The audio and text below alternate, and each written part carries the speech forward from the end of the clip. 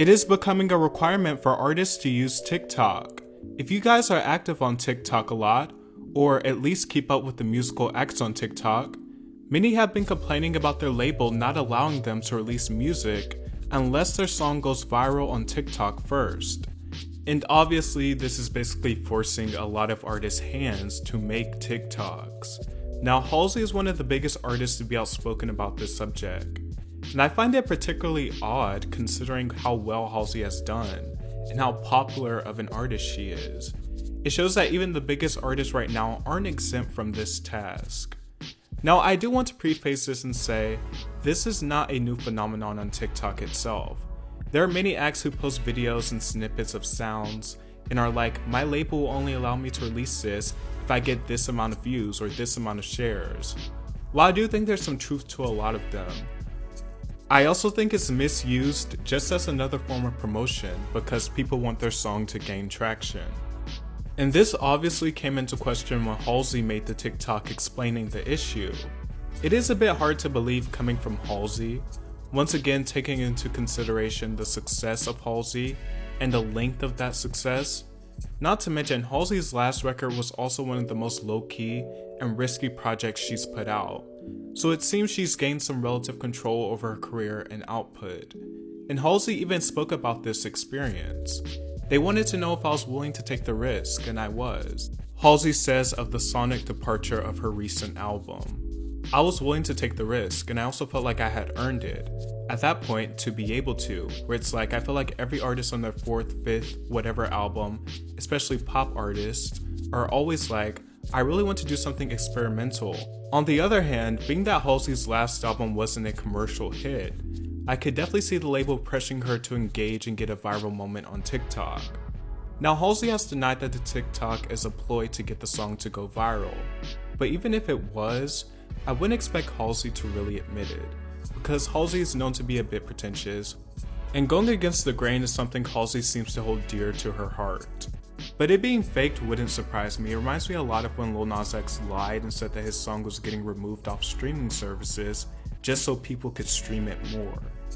I also want to stress, I don't feel it's wrong that labels want their artists to be active on TikTok. TikTok is one of the biggest musical markets right now.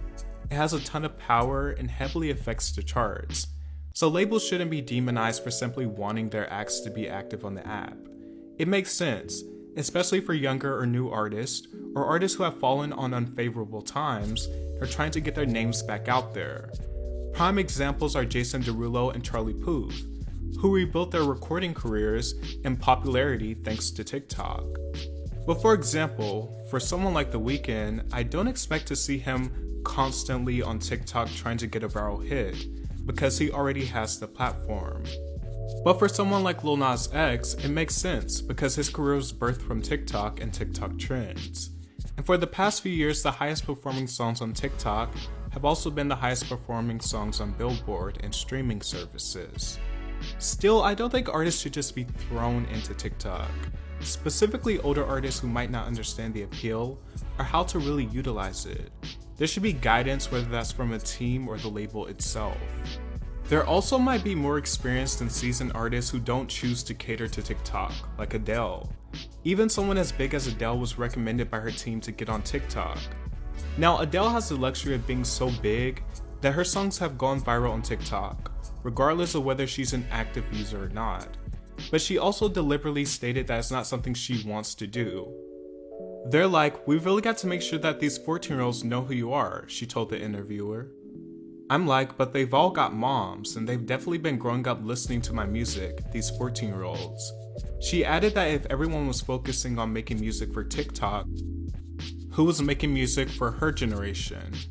Who's making the music for my peers, she said. I will do that job gladly. That's my vibe, because that's what I was doing. So I'm more concerned with how this record can help them. And you know, her stance is very fair.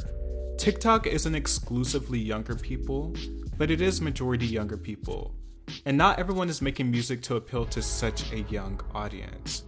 Not to be confused, older music is greatly appreciated and utilized on TikTok.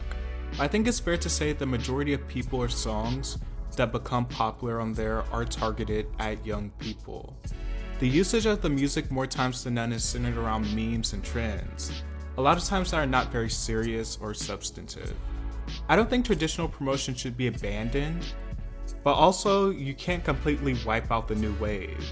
For better or worse, this is simply a TikTok world for now. Some artists will get with it and other artists will get lost.